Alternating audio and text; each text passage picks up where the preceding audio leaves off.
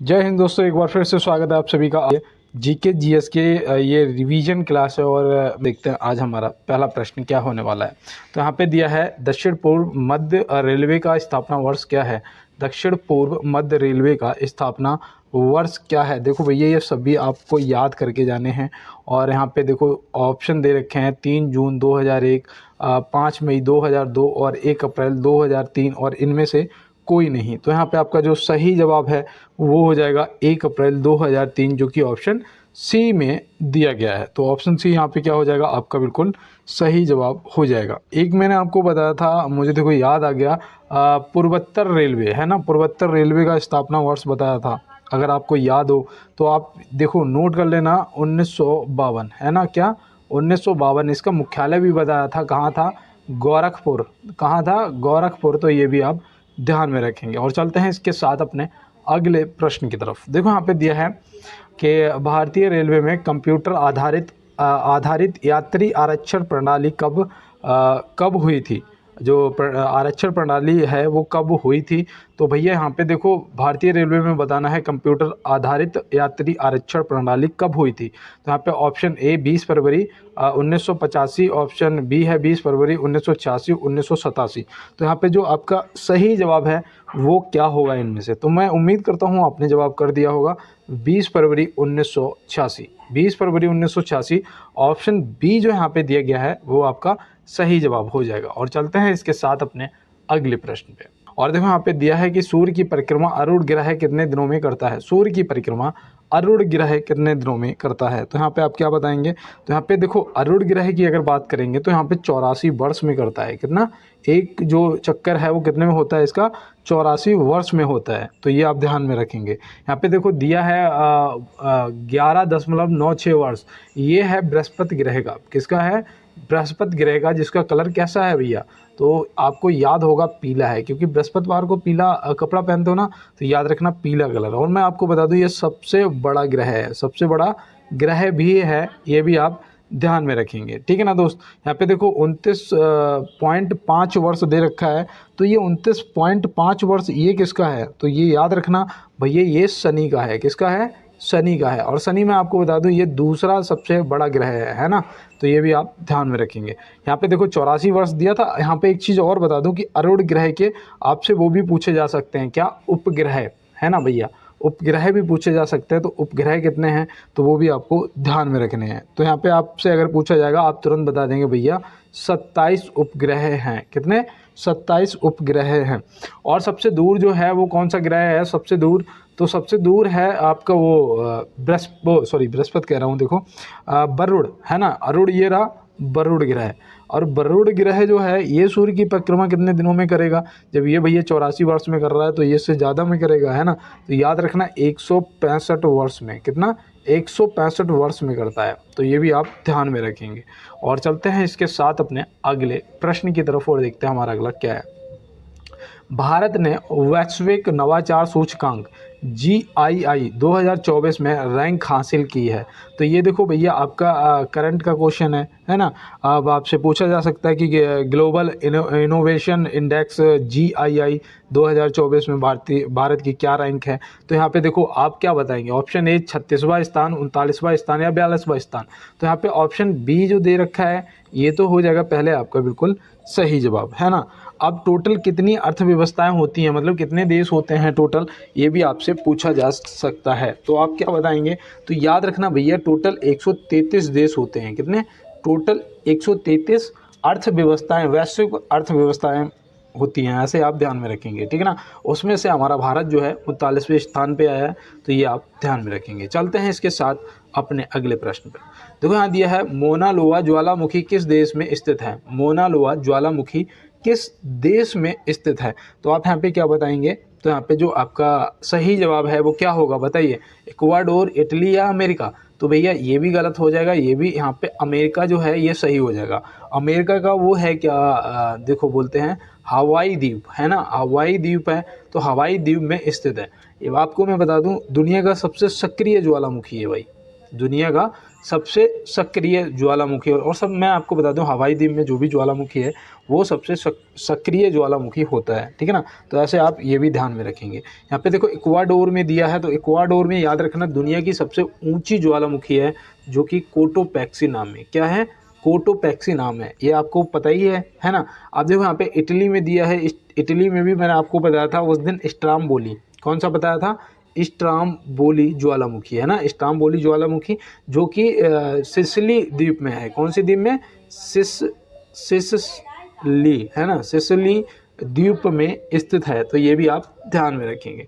तो चलते हैं यहाँ पे अपने अगले प्रश्न की तरफ और देखते हैं हमारा अगला क्या है। देखो यहाँ पे दिया है कि दुनिया की दूसरी सबसे ऊंची चोटी कौन सी है, दुनिया की दूसरी सबसे, पहली पूछेगा आप वो भी आपको पता होना चाहिए। पहली आपकी माउंट एवरेस्ट है, ये कहाँ पर है भैया, ये नेपाल में स्थित है। कहाँ पर, नेपाल में स्थित है। इसकी ऊंचाई है 8,848 मीटर, है ना, 8,848 मीटर है। लेकिन यहाँ पे दुनिया की दूसरी सबसे ऊंची अगर पूछी जाएगी तो आप क्या बताएंगे, तो K2 बताएंगे, मतलब कि गार्डविन आइस्टेन, है ना, गार्डविन आइस्टेन, ऑप्शन ए आपका सही जवाब हो जाएगा। इसकी ऊंचाई भी आपको पता होना चाहिए, है ना, इसकी ऊंचाई अगर पता है तो ठीक है, नहीं तो नोट करो कितनी, 8,611 मीटर, कितनी हो जाएगी, 8,611 मीटर, ये इसकी ऊंचाई हो जाएगी। ये भी आपको ध्यान में रखना है। अगर आपसे भारत की सबसे ऊंची पूछी जाएगी तो आप कंचनजंगा को याद रखेंगे। भारत की सबसे ऊंची पूछी जाएगी तो आप कंचनजंगा को याद रखेंगे। और कंचनजंगा की जो ऊंचाई है वो कितनी है ये भी आपको पता होना चाहिए। तो याद रखना भैया 8,598 मीटर, कितनी है, 8,598 मीटर इसकी ऊंचाई है। तो इसको भी आप ध्यान में रखेंगे। और चलते हैं इसके साथ अपने अगले प्रश्न पे। विश्व में पहली मेट्रो रेल कहाँ चली थी, विश्व में पहली मेट्रो रेल जो है वो कहाँ चली थी। तो आप यहाँ पे क्या बताएंगे, यहाँ पे बताइए आपका लंदन, अमेरिका या रूस में से कौन सा सही जवाब हो जाएगा। तो भैया ना तो रूस होगा ना अमेरिका होगा, यहाँ पे सही जवाब आपका लंदन, ऑप्शन ए जो है बिल्कुल सही जवाब हो जाएगा। अगर आपसे ये पूछा जाएगा कि कब चली थी, है ना, विश्व में पहली मेट्रो रेल जो है वो कब और कहाँ चली थी, तो कहाँ चली थी लंदन बता दोगे, लेकिन कब चली थी ये भी आपको पता होना चाहिए। तो याद रखना भैया 10 जनवरी 1863 में, हाँ ठीक है, 10 जनवरी 1863 में चली थी। तो इसको भी आप विशेष रूप से यार ध्यान रखेंगे। और चलते हैं इसके साथ अपने अगले प्रश्न की तरफ। देखो यहाँ पे दिया है मणिपुर के किस गांव को 2024 में विरासत श्रेणी में सर्वश्रेष्ठ पर्यटन गांव सम्मानित किया गया है। तो भैया मणिपुर के किस गांव को 2024 में विरासत श्रेणी में सर्वश्रेष्ठ पर्यटन गांव सम्मानित किया गया है, वर्ल्ड हेरिटेज साइट। तो यहाँ पे आप बताइएगा वो कौन सा गांव है, क्योंकि ये देखो करंट का क्वेश्चन है, पहले तो 2024 का है ना, और फिर मणिपुर से संबंधित है। तो यहाँ पे आपसे वो गाँव भी पूछा जा सकता है। तो याद रखना भैया ऑप्शन सी जो है आपका सही जवाब हो जाएगा, एंड्रो गांव। क्या हो जाएगा, एंड्रो गांव, ऑप्शन सी जो है बिल्कुल सही जवाब हो जाएगा। और चलते हैं इसके साथ अपने अगले प्रश्न की तरफ। तो यहाँ पे दिया है मलेरिया नामक बीमारी तिल्ली एवं खालिस्तान को प्रभावित करती हैं। तो मलेरिया नामक बीमारी जो है वो तिल्ली को, तो तिल्ली का जो आकार है वो बढ़ जाता है ना, तो कहते हैं कि तिल्ली बढ़ने लग गई, तो तिल्ली बढ़ जाती है। लेकिन इसके साथ में और किसको प्रभावित करता है यहाँ पे आपको ये भी बताना है। तो आप देखो RBC, WBC या लीवर, तो यहाँ पे RBC जो है आपका ऑप्शन ए यहाँ पे बिल्कुल सही जवाब हो जाएगा कि तिल्ली एवं RBC को प्रभावित करती हैं। तो ये आप ध्यान रखेंगे। और चलते हैं, जैसा कि आप लोग साइंस के लिए बोलते रहते हो कि भैया साइंस के भी क्वेश्चन, तो साइंस के भी क्वेश्चन आपको मिलेंगे। और यहाँ पे देखो दिया है विश्व टीबी दिवस कब मनाया जाता है, विश्व टीबी दिवस कब मनाया जाता है। तो आप यहाँ पे क्या बताएंगे, यहाँ पे क्या होगा आपका सही जवाब। तो देखो 24 मार्च तो हो जाएगा यहाँ पे आपका बिल्कुल सही जवाब, है ना। टीबी दिवस जो है वो 24 मार्च को मनाया जाता है, ये आप ध्यान रखेंगे। और यहाँ पे देखो 22 मार्च दे रखा है, ये भी याद रखना। 22 मार्च को विश्व क्या मनाते हैं, विश्व जल दिवस, है ना। हाँ ठीक है, मैं बिल्कुल सही बता रहा हूँ, विश्व जल दिवस मनाते हैं। और 14 अप्रैल को क्या मनाते हैं बताइएगा, 14 अप्रैल को क्या मनाते हैं, तो 14 अप्रैल को मनाते हैं समानता दिवस। क्या मनाते हैं, समानता दिवस। तो ये भी आप ध्यान में रखेंगे। और चलते हैं अपने अगले प्रश्न की तरफ और देखते हैं हमारा अगला क्या है। पिन का पूर्ण रूप क्या होता है? पिन जो देखो, एक तो याद रखना जो आप अपने फ़ोन में पिन डालते हो, ठीक है ना, एक वो होता है, एक पोस्टल इंडेक्स नंबर भी होता है, पोस्टल इंडेक्स नंबर भी होता है, तो वो भी आप ध्यान में रखेंगे। लेकिन यहाँ पे जो पिन होता है ना, जो हमारे फ़ोन में आप 4 डिजिट का डालते हो, जैसे 1 2 3 4 है ना, या 6 तक होता है, तो वो याद रखना, वो होता है पर्सनल आइडेंटिफिकेशन नंबर। क्या होता है? Personal identification number. Option A यहाँ पे क्या हो जाएगा हमारा? बिल्कुल सही जवाब दोस्त हो जाएगा, और इसको आप ध्यान में रखेंगे, ठीक है ना। अब यहाँ पे देखो, आपसे उसका भी पूछा जा सकता है, वो फ़ोन आते थे ना CDMA और GSM, है ना, GSM सिम आती है ना, जो अभी यूज कर रहे हो आप, वो GSM सिम है, ना कि CDMA, क्योंकि CDMA का एक सेट होता है, वो सिम उसी में काम करती है ना, CDMA सेट में ही काम करती है, ऐसा था ना। तो जो GSM है ना, जिसे अभी आप यूज कर रहे हो, इसे आप क्या बोलोगे? तो याद रखना, ये होता है global system for mobile communication. तो इसका भी ये आपको ध्यान में रखना है, ठीक है ना। अब ये देखो, यहाँ पे पब्लिक कॉल ऑफिस है, तो इससे हम बोल सकते हैं PCO, है ना, PCO बूथ होते हैं ना बात करने के लिए, मतलब आपने देखा होगा पहले, अब तो खैर बहुत कम मिलेंगे, लेकिन आपने देखे होंगे, है ना। तो याद रखना, जो PCO होता है उसका फुल फॉर्म होता है पब्लिक कॉल ऑफिस, तो ये भी आप ध्यान में रखेंगे। चलते हैं अपने अगले प्रश्न पे। जिन्ना ने भारतीय मुसलमान के लिए अलग देश की मांग कब की थी? जिन्ना ने भारतीय मुसलमान के लिए अलग देश की मांग कब की थी? 1939, 1940 या 1942? तो यहाँ पे जो आपका बिल्कुल राइट जवाब है, वो याद रखना हो जाएगा 1940। क्या हो जाएगा? 1940। अगर आपसे ये भी पूछा जा सकता है कि जिन्ना ने भारतीय मुसलमानों के लिए अलग देश की मांग कहाँ की थी, तो याद रखना, ये वो आया था ना लाहौर में। कहाँ पर? लाहौर में। वो जैसे कि वो उसे बोलते हैं लाहौर प्रस्ताव पारित, है ना, हुआ था लाहौर प्रस्ताव। तो याद रखना, ये लाहौर में, ठीक है ना। 1939 में आप याद रखना, सुभाष चंद्र बोस जी ने वो फॉरवर्ड ब्लॉक की स्थापना की थी। किसकी? फॉरवर्ड ब्लॉक की स्थापना की थी, तो वो भी आप याद रखेंगे। और देखो यहाँ पे 1942 में क्या हुआ था, इसमें आप कमेंट बॉक्स में बताइएगा कि भारत छोड़ो आंदोलन कब हुआ था। चलते हैं अपने अगले प्रश्न पे। निम्न में से कौन सा सही है जहां यात्री रेल डिब्बे का बड़ी मात्रा में निर्माण होता है? निम्न में से कौन सा सही है जहां यात्री रेल डिब्बे का बड़ी मात्रा में निर्माण होता है? लखनऊ और जमशेदपुर, जमशेदपुर और हुबली, पंजाब और तमिलनाडु? तो यहाँ पे जो आपका सही जवाब है वो क्या हो जाएगा? पंजाब और तमिलनाडु। क्या हो जाएगा? पंजाब और तमिलनाडु। तो ये भी आप ध्यान में रखेंगे, रेलवे से संबंधित आपके क्वेश्चन, और ये मैं आपको रोज़ मैंने आपको बताया। और चलते हैं इसके साथ अपने अगले प्रश्न की तरफ। और देखो, कमेंट बॉक्स में ज़रूर बताना कि आज आपका स्कोर क्या होता है, 50 में से आप कितना सही कर पा रहे हैं, है ना। और बिल्कुल ऐसे मान के चलिए कि आज ये आपका पेपर है, ठीक है ना। इस तरीके से आपको आज पेपर करना है अपना, और बिल्कुल भी माइनस मार्किंग की तरफ नहीं जाना है। ये पेपर कराने का मतलब ये है कि आप माइनस मार्किंग की तरफ मत जाओ। अगर नहीं पता है स्किप कर दो, ठीक है ना। लेकिन गलत या तुक्का मत लगाओ दोस्त, क्योंकि ये आदत बन जाती है और यही होता है फिर हमारा नुकसान, है ना। तो दोस्त, नुकसान नहीं करना है और अपनी आदत को बदलेंगे और बढ़िया तरीके से अपना स्कोर करेंगे। देखो यहाँ दिया है, हाल ही में किस सुंदरी ने मिस यूनिवर्स इंडिया 2024 का खिताब जीता है? हाल ही में किस सुंदरी ने मिस यूनिवर्स इंडिया 2024 का खिताब जीता है? तो आप यहाँ पे क्या बताएंगे? यहाँ पे जो हमारा सही जवाब है वो हो जाएगा ऑप्शन ए, ज्योति राणा, रिया सिंधिया या रीमा चौहान। तो यहाँ पे भैया ना रीमा चौहान होगा जवाब और ना होगा ज्योति राणा। यहाँ पे रिया सिंधिया जो है, ऑप्शन बी हमारा क्या हो जाएगा? बिल्कुल सही जवाब। और देखो, ये आपकी करंट का क्वेश्चन है, आपको ध्यान में रखना है। और चलते हैं इसके साथ अपने अगले प्रश्न की तरफ।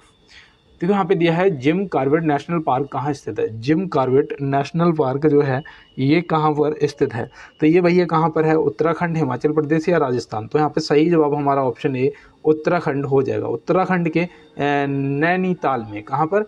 नैनीताल में। तो ये भी आप ध्यान में रखेंगे। और मैं आपको बता दूं, अगर किसी ताल के बारे में पूछा जाए कभी भी और नाम के पीछे अगर ताल लगाओ, राक्षस ताल, नैनीताल, है ना, तो याद रखना ये कहाँ की? भीमताल। ये सब उत्तराखंड में ताल हैं, तो ये भी आपको ध्यान में रखना है, ठीक है ना दोस्त। और मैं आपको यहाँ पे बता दूं, आपके हिमाचल प्रदेश में वो है पिन वैली, है ना, पिन वैली नेशनल पार्क जो है वो कहाँ पर है, वो आपका हिमाचल प्रदेश हो जाएगा। तो ये भी आपको ध्यान में रखना है।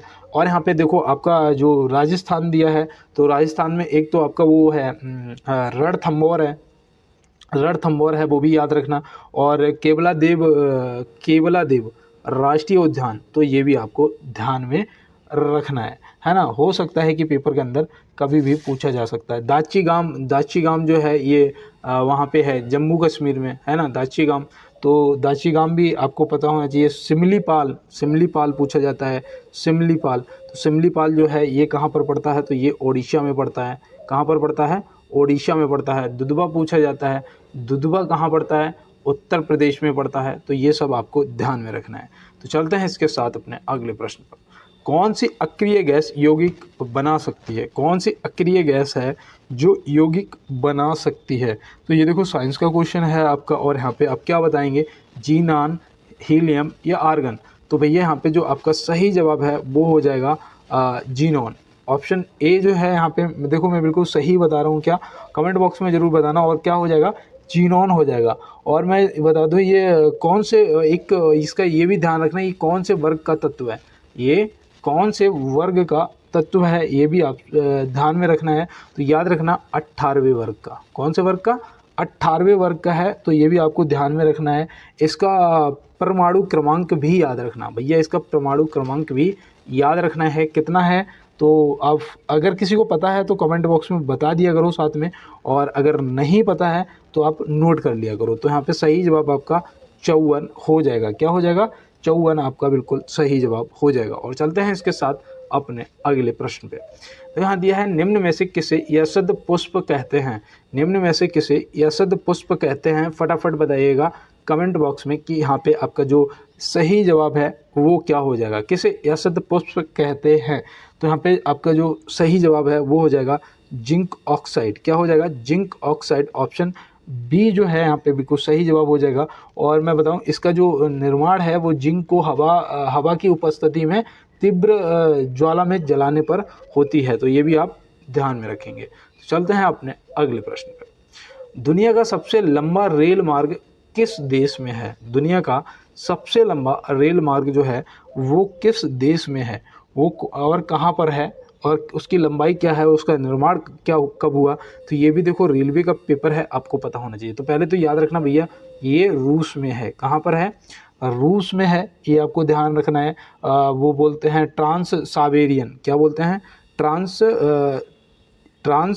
साइबेरियन, है ना, वहाँ पर ये स्थित है। इसकी जो लंबाई है ना वो है 9289 किलोमीटर। कितना है, 9289 किलोमीटर। कितना है, 9289 किलोमीटर। तो ये भी आपको ध्यान में रखना है। इसका निर्माण जो है वो 1891 में स्टार्ट हुआ था और 1916 में हो पाया था। तो ये भी आपको ध्यान में रखना। और कहाँ है सबसे लंबा, रूस में। तो ये भी आपको ध्यान में रखना है। चलते हैं अपने अगले प्रश्न पे। 17वीं राष्ट्रीय सीनियर वॉलीबॉल विजेता टीम है, नहीं यहाँ पे ये एरर है, ठीक है ना, 17वीं नहीं होगा, यहाँ पे 17वीं होगा, ठीक है ना। क्या, 17वीं राष्ट्रीय सीनियर वॉलीबॉल विजेता टीम है। तो यहाँ पे देखो पुरुष और महिला दोनों का ध्यान रखना, ठीक है ना, क्योंकि 17वीं राष्ट्रीय सीनियर वॉलीबॉल विजेता टीम अगर पुरुष में देखोगे तो पुरुष यहाँ पे हो जाएगा आपका हरियाणा। क्या हो जाएगा, हरियाणा। लेकिन यहाँ पे अगर हम महिला पूछ लिया गया होता तो वो होता फिर आपका केरल। क्या होता दोस्त, वो होता आपका यहाँ पे केरल सही जवाब। लेकिन इसका अगर आयोजन पूछा जाएगा, आयोजन कहाँ हुआ था, तो आप क्या बताएंगे। आयोजन अगर पूछ लेगा तो याद रखना भैया ये भुवनेश्वर में हुआ था, ठीक है ना। कहाँ पर, उड़ीसा में। तो ये आप ध्यान रखेंगे, भुवनेश्वर उड़ीसा में इसका आयोजन हुआ था। तो ये भी आपको याद रखना है। चलते हैं इसके साथ अपने अगले प्रश्न पे। तो यहाँ दिया है, हाल ही में हरिणी अमरसूरिया भारत के किस पड़ोसी देश की नई प्रधानमंत्री बनी है। देखो भैया ये आपके करंट का है। जितनी भी चर्चित लोग हैं, ठीक है ना, जिनका निधन हुआ है वो भी याद रखना। जो प्रधानमंत्री राष्ट्रपति बने हों पड़ोसी देश हमारे, उनका भी आपको ध्यान में रखना है, क्योंकि ये पूछे जा सकते हैं। तो यहाँ पे नेपाल आपका नहीं होगा, भूटान आपका नहीं होगा, यहाँ पे श्रीलंका जो है ऑप्शन सी बिल्कुल सही जवाब हो जाएगा। तो हरिणी अमर सूर्या आप याद रखना, सूर्या श्रीलंका, ठीक है ना, ऐसे आपको ध्यान में रखना है। और चलते हैं अपने अगले प्रश्न की तरफ। यहाँ दिया है कैबिनेट मिशन योजना को मुस्लिम लीग ने कब स्वीकार किया था। कैबिनेट मिशन योजना को मुस्लिम लीग ने कब स्वीकार किया था। तो यहाँ पे आप क्या बताएंगे, तो यहाँ पे जो आपका सही जवाब है, क्योंकि देखो यहाँ पे कुछ दोस्त ऐसे होंगे जो 25 जून 1940 को टिक करेंगे, लेकिन दोस्त आपका जवाब गलत हो जाएगा। मैं आपको बताऊंगा क्यों, क्योंकि यहाँ पे मुस्लिम लीग की अगर बात करेंगे तो 6 जून 1940 में इसे स्वीकार कर लिया गया था, ठीक है ना। इसमें इन लोगों के लिए अलग से व्यवस्था भी की गई थी, तो ये भी आप ध्यान रखना। लेकिन राष्ट्रीय कांग्रेस की अगर बात करेंगे तो वो किया था 25 जून 1940 को। कब किया था?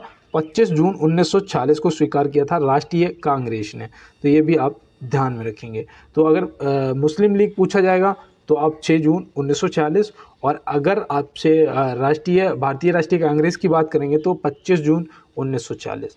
तो ये आप ध्यान में रखेंगे। और चलते हैं इसके साथ अपने अगले प्रश्न की तरफ। एक बार ये लाइक वाला बटन दबा देना, ठीक है। जो भी मेरे नए दोस्त हैं आप जरूर दबा देना, पुराने तो जो भी मेरे दोस्त हैं सभी दबा दें। अपनी क्लास की तरफ और नॉन स्टॉप सभी क्वेश्चनों को हम लोग करेंगे। तो यहाँ पे हमारा अगला प्रश्न है कि पुराणों की कुल संख्या क्या है। पुराणों की कुल संख्या क्या है। तो भैया देखो यहाँ पे पुराणों की अगर संख्या पूछी जाएगी तो हम तुरंत ऑप्शन सी 18 सही टिक करेंगे। ऑप्शन सी जो 18 है वो क्या हो जाएगा हमारे यहाँ पे बिल्कुल राइट जवाब हो जाएगा। अगर वेद की बात करेंगे तो 4 वेद हैं, है ना, सामवेद, अर्थवेद और यजुर्वेद। सामवेद, अर्थवेद, ऋग्वेद और यजुर्वेद, है ना। तो ये आपको ध्यान में रखना है। और पुराणों की बात करेंगे तो पुराणों की संख्या जो है वो है 18। तो ये भी आप ध्यान रखना। सबसे प्राचीन वेद भी पूछा जा सकता है। सबसे प्राचीन वेद पूछा जाएगा तो आप बता देना ऋग्वेद, है ना। तो वो भी आप याद रखना, वो क्या हो जाएगा, ऋग्वेद हो जाएगा। एक प्रश्न और आपसे पूछा जाता है, यहाँ से जो बनते हैं वो मैं बता रहा हूँ कि योग दर्शन के प्रतिपादक कौन थे, है ना। योग दर्शन के प्रतिपादक कौन थे, ये भी क्वेश्चन पूछ लिया जाता है। तो याद रखना पतंजलि जी थे। कौन थे? पतंजलि थे। तो ये भी आपको ध्यान रखना। गायत्री मंत्र की रचना किसने की थी? तो गायत्री मंत्र की भी रचना आपको याद होनी चाहिए, है ना। गायत्री मंत्र की जो रचना है वो किसने की थी? वो की थी विश्वामित्र जी ने। किसने की थी? विश्वामित्र जी ने की थी। और गायत्री मंत्र कहाँ से लिया गया था? तो वो भैया ऋग्वेद से लिया गया था, है ना। तो चलते हैं फिर अपने अगले प्रश्न की तरफ और देखते हैं हमारा अगला प्रश्न क्या है। पित्त निम्न में से किसके द्वारा पैदा किया जाता है? पित्त जो है वो किसके द्वारा पैदा किया जाता है? तो यहाँ पे आप क्या बताएंगे, क्या होगा इनमें आपका सही जवाब? फेफड़े, यकृत या अग्नाशय। तो भैया यहाँ पे जो आपका सही जवाब है वो हो जाएगा ऑप्शन बी, यकृत। यकृत यहाँ पे क्या हो जाएगा? यकृत हो जाएगा आपका बिल्कुल सही जवाब, ठीक है ना। और मैं बता दूं ये जो यकृत होता है ना, ये सबसे बड़ी ग्रंथि है। ये भी आप ध्यान में रखेंगे। क्या? सबसे बड़ी ग्रंथि है, ये भी आप ध्यान में रखेंगे।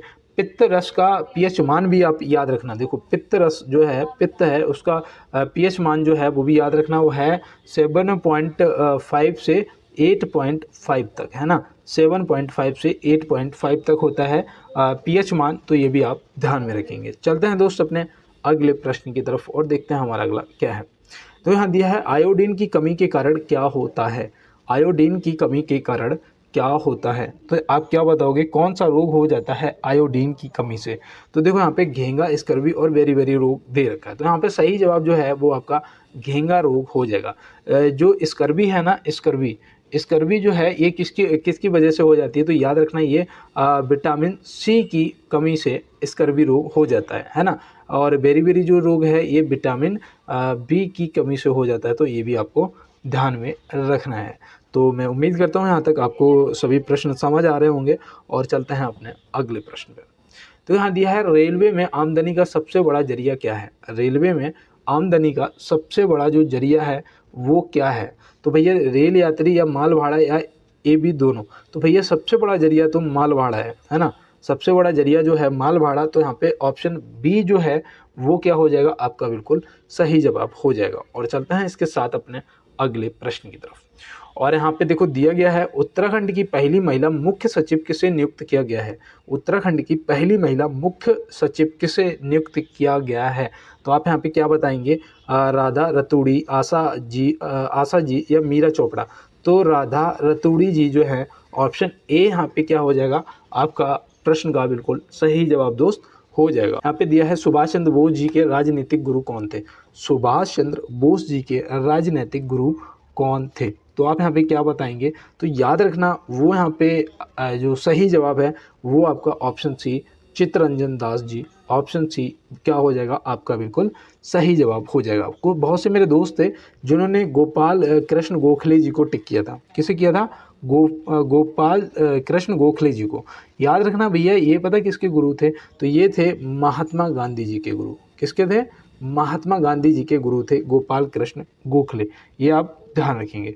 और देखो गोखले जी के गुरु कौन थे, तो वो भी याद रखना, वो थे महादेव गोविंद रानडे। वो कौन थे, महादेव गोविंद रानडे। तो ऐसे याद रखना, ये जो महादेव गोविंद रानडे जो थे वो गोपाल कृष्ण गोखले के गुरु थे, और ये थे महात्मा गांधी जी के गुरु। और ये जो चित्तरंजन दास हैं ये किसके थे, सुभाष चंद्र बोस जी के। तो ऐसे आपको ध्यान में रखना है। तो चलते हैं दोस्त अपने अगले प्रश्न की तरफ। देखो यहाँ पे दिया गया है कि साम्राज्यवाद का नाश हो नारा संबंधित है।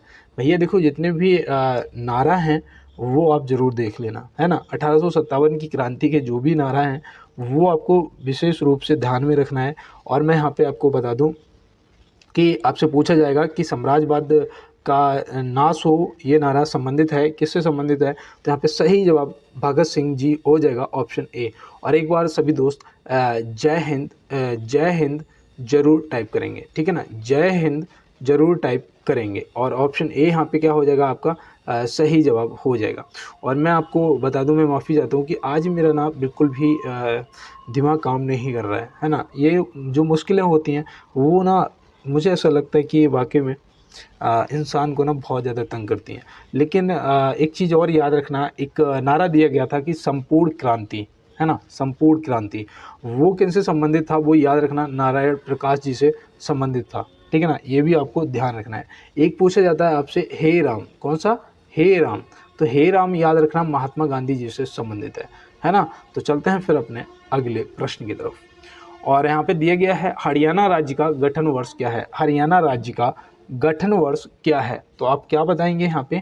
तो याद रखना भैया हरियाणा का गठन जो है 1966, ऑप्शन ए यहाँ पे क्या हो जाएगा, बिल्कुल सही जवाब हो जाएगा। और देखो ये 1953 में मैंने आपको बताया था एक बार कि भाषा के आधार पर बनने वाला पहला राज्य जो है वो आंध्र प्रदेश है। बताया था ना, कौन है, आंध्र प्रदेश है। ये आप याद रखना। देखो 1960 में एक तो महाराष्ट्र हो जाएगा, है ना, महाराष्ट्र का गठन हुआ था और गुजरात का गठन हुआ था। तो ये भी आपको ध्यान में रखना है, महाराष्ट्र का और गुजरात का। देखो नागालैंड का भी याद रखना, हो सकता है कि पूछ लिया जाए। तो यहाँ पे सही जवाब नागालैंड का हो जाएगा 1963। कब, 1963। आपसे हिमाचल प्रदेश का भी पूछा जा सकता है, तो हिमाचल प्रदेश का भी याद रखना। देखो नोट कर लो, मैं इसीलिए कहता हूँ मेरे साथ बैठा करो, तो पेन कॉपी लेके बैठा करो। 1971 हो जाएगा, ठीक है ना। मणिपुर और त्रिपुरा, ठीक है ना, मणिपुर और त्रिपुरा की याद रखना, दोनों का 1972 में गठन हुआ था। कब, 1972 में गठन हुआ था, ये भी आपको ध्यान रखना। और इसके साथ में मेघालय को भी याद रखना है ना, मणिपुर, त्रिपुरा और मेघालय 1972। तो चलते हैं फिर अपने अगले प्रश्न की तरफ और देखते हैं हमारा अगला क्या है। देखो यहाँ पे दिया गया है निम्न में से कहाँ रेलवे मुख्यालय नहीं है। निम्नलिखित में से कहाँ रेलवे मुख्यालय नहीं है। तो भैया इनमें से कहाँ नहीं है, तो देखो कोलकाता में तो है ही, है ना, और मालीगांव उस दिन मैंने आपको बताया ही था। और यहाँ पे जो अहमदाबाद बच रहा है, बस ये अलग हो जाएगा। अब इस प्रकार के जो क्वेश्चन होते हैं उसमें अगर आपने पढ़ा होगा तो आप कर लोगे। अब अहमदाबाद हमें नहीं पता है, लेकिन हमें कोलकाता और मालीगांव अगर पता है तो हम कह सकते हैं कि ऑप्शन बी यहाँ पे हमारा सही जवाब हो जाएगा। और चलते हैं अब अपने अगले प्रश्न पे। देखो यहाँ दिया है भारत में अब तक कितनी बार राष्ट्रीय आपात की घोषणा की जा चुकी है। देखो भैया भारत में अब तक कितनी बार राष्ट्रीय आपात की घोषणा की जा चुकी है, तो यहाँ पे आपका जो सही जवाब है वो याद रखना 3 बार। कितनी बार, 3 बार। ऑप्शन सी यहाँ पे आपका सही जवाब हो जाएगा। एक आपसे पूछा जाता है कि भारत में अब तक कितनी बार वित्तीय आपात की घोषणा की जा चुकी है, तो भैया 1 बार भी नहीं की जा चुकी है, ठीक है ना। वित्तीय आपात की घोषणा एक बार भी नहीं की गई है, तो ये भी आप याद रखना। और चलते हैं इसके साथ अपने अगले प्रश्न की तरफ। निम्न में से दाब का एसआई मात्रक क्या है? निम्न में से दाब का एसआई मात्रक पूछा गया है। तो दाब का जो एसआई मात्रक है वो याद रखना, वो है पास्कल। क्या है? पास्कल। ऑप्शन सी जो है यहाँ पे क्या हो जाएगा आपका बिल्कुल सही जवाब, ठीक है ना। पास्कल आपको ध्यान में रखना है। और बाट जो है, ये बाट किसका है? तो याद रखना ये भैया शक्ति का है। किसका है? शक्ति का है, तो ये भी आप याद रखना। हेनरी बताओ, हेनरी मैंने आपको अभी 2 दिन पहले ही बताया था। हेनरी किसका है? तो याद रखना भैया प्रेरक का है। किसका है? प्रेरक का एसआई मात्रक है, तो ये भी याद रखना है। और देखो मैंने उस दिन आपको बताया था घन मीटर। घन मीटर बताओ किसका है? घन मीटर, तो याद रखना भैया आयत का है। किसका? आयत का है, तो ये भी आपको ध्यान में रखना है, ठीक है ना दोस्त। तो चलते हैं फिर अपने अगले प्रश्न की तरफ और देखते हैं हमारा अगला क्या है। तो यहाँ दिया है, हाल ही में किस राज्य में मध्य पाषाण युग के शैल चित्र खोजे गए हैं? हाल ही में किस राज्य में मध्य पाषाण युग के शैल चित्र खोजे गए हैं? तो भैया ये कौन सा राज्य है? हाल ही की बात है, तो यहाँ पे आप क्या बताएंगे अपना सही जवाब? तो याद रखना यहाँ पे सही जवाब आपका हो जाएगा तेलंगाना। ऑप्शन ए बिल्कुल राइट आंसर हो जाएगा। और चलते हैं इसके साथ अपने अगले प्रश्न की तरफ। देखिए यहाँ पे दिया गया है कि बैरोमीटर का पाठ्यांक जब धीरे धीरे नीचे गिरता है तो खाली स्थान होने की संभावना होती है। दिन साफ रहता है या वर्षा होती है या फिर आंधी तूफान आता है? तो यहाँ पे जो आपका राइट जवाब है ना दोस्त, वो क्या हो जाएगा? आप लगाओ इसका जवाब पहले एक बार, और मैं आपको बता दूँ ये क्वेश्चन पूछा जा चुका है ना। तो याद रखना भैया यहाँ पे जो आपका सही जवाब है वो हो जाएगा ऑप्शन बी वर्षा। क्या हो जाएगा? ऑप्शन बी वर्षा।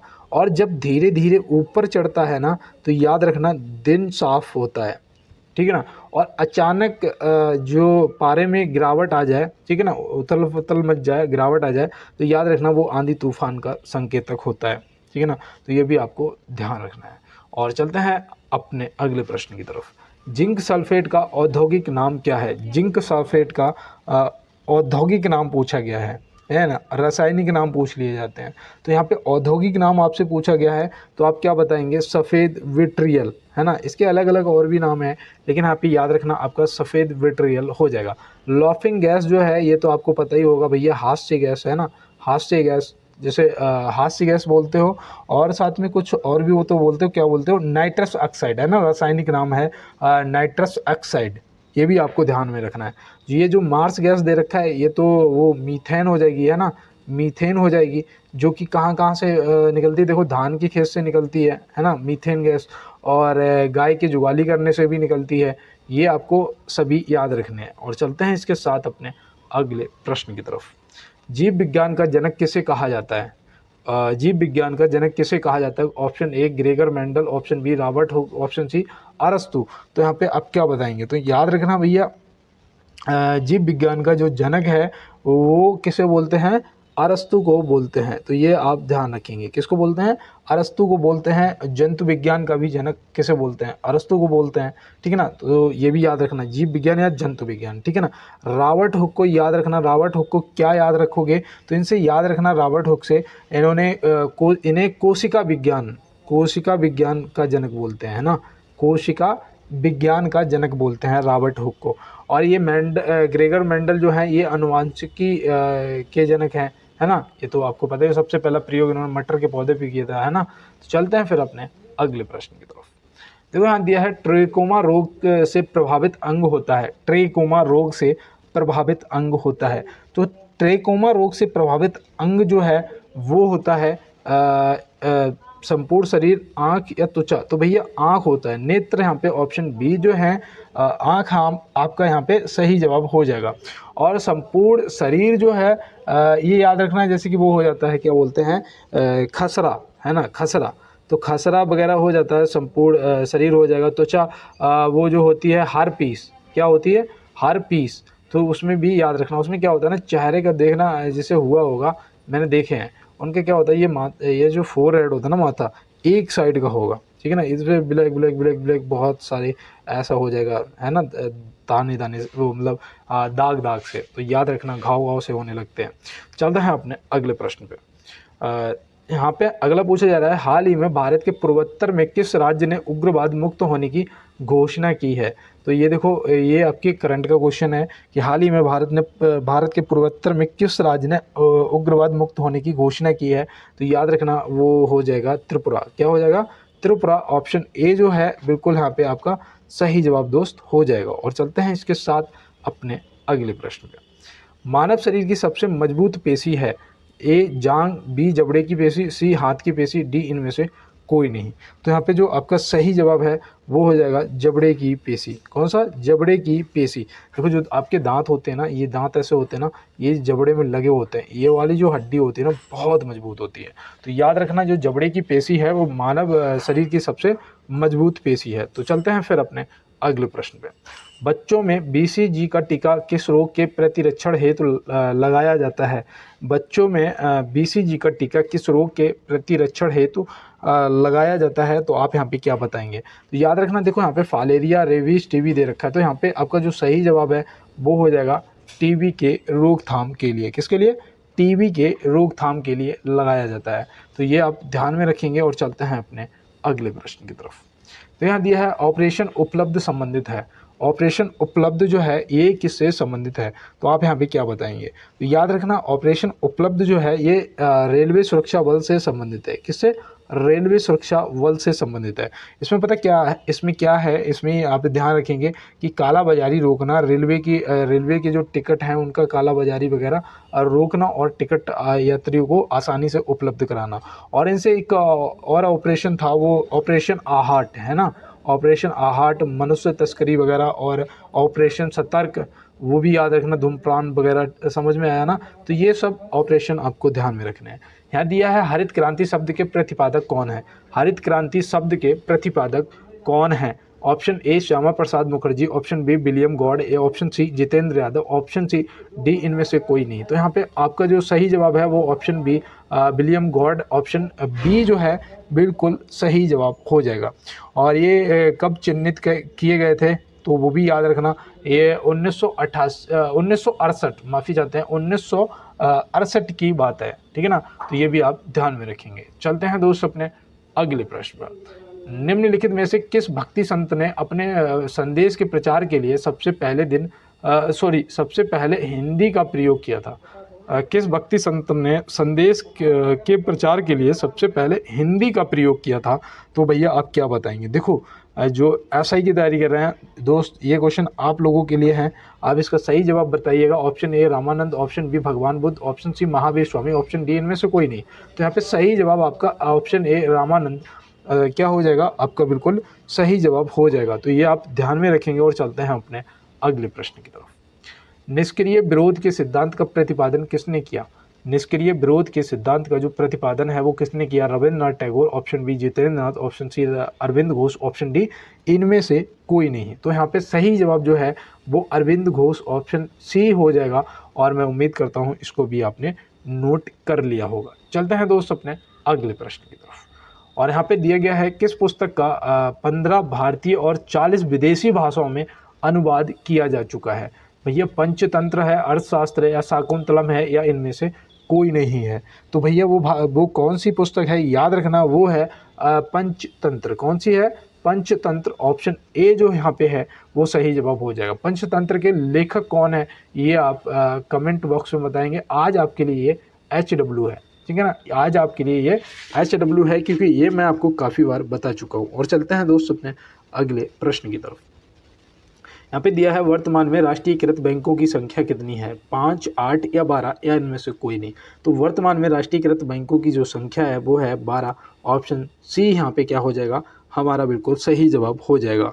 और चलते हैं अपने अगले प्रश्न की तरफ। वर्तमान में सबसे छोटा राष्ट्रीय राजमार्ग कौन सा है? वर्तमान में सबसे छोटा राष्ट्रीय राजमार्ग जो है वो कौन सा है? तो आप क्या बताएंगे? तो याद रखना यहाँ पे जो सही जवाब है वो ऑप्शन ए हो जाएगा, NH47A। क्या हो जाएगा? NH47A सबसे छोटा है। इसकी जो लंबाई है वो याद रखना 5.9 किलोमीटर है। कितनी? 5.9 किलोमीटर है। और भारत का सबसे लंबा राजमार्ग जो है वो NH44 है। सबसे बड़ा जो है वो NH44 है। तो ये भी आपको क्या ध्यान में रखना है। ये पता है 11 राज्यों से होके जाता है, ये 11 राज्यों से होके गुजरता है, तो ये आपको ध्यान में रखना है। और चलते हैं अपने अगले प्रश्न में। अल्फ्रेड नोबेल ने डायनामाइट का आविष्कार कब किया था? अल्फ्रेड नोबेल ने डायनामाइट का जो आविष्कार है वो कब किया था? तो याद रखना 1866 में किया था। कब किया था? 1866 में किया था। तो ये भी आप ध्यान में रखेंगे। और चलते हैं अपने अगले प्रश्न में। तो यहाँ पे दिया है इंदिरा गांधी परमाणु अनुसंधान केंद्र की स्थापना कहाँ की गई थी? इंदिरा गांधी परमाणु अनुसंधान केंद्र की स्थापना कहाँ की गई थी? तो आप यहाँ पे क्या बताएंगे? तो यहाँ पे जो आपका सही जवाब है वो कलपक्कम या चेन्नई, ऑप्शन ए जो है वो क्या हो जाएगा? आपका सही जवाब हो जाएगा। कब की गई थी? तो वो भी याद रखना 1971 में की गई थी। कब की गई थी दोस्त? 1971 में की गई थी। तो ये भी आप ध्यान में रखेंगे।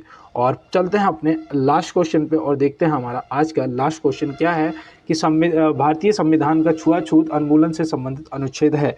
भारतीय संविधान का छुआछूत उन्मूलन से संबंधित अनुच्छेद है। तो भैया याद रखना छुआछूत से संबंधित आपका अनुच्छेद 17 यहाँ पे क्या हो जाएगा? सही जवाब हो जाएगा। बोलने की जो स्वतंत्रता है वो आपकी 19 में आ जाती है। और अनुच्छेद 32 जो है ये किससे संबंधित है? ये आप क्या करेंगे? ये आप कमेंट बॉक्स में बताएंगे। ठीक है ना दोस्त? तो मिलते हैं नेक्स्ट क्लास में नेक्स्ट प्रश्नों के साथ में। तब तक के लिए मेरे सभी दोस्तों को मेरा जय हिंद, वंदे मातरम, भारत माता की जय।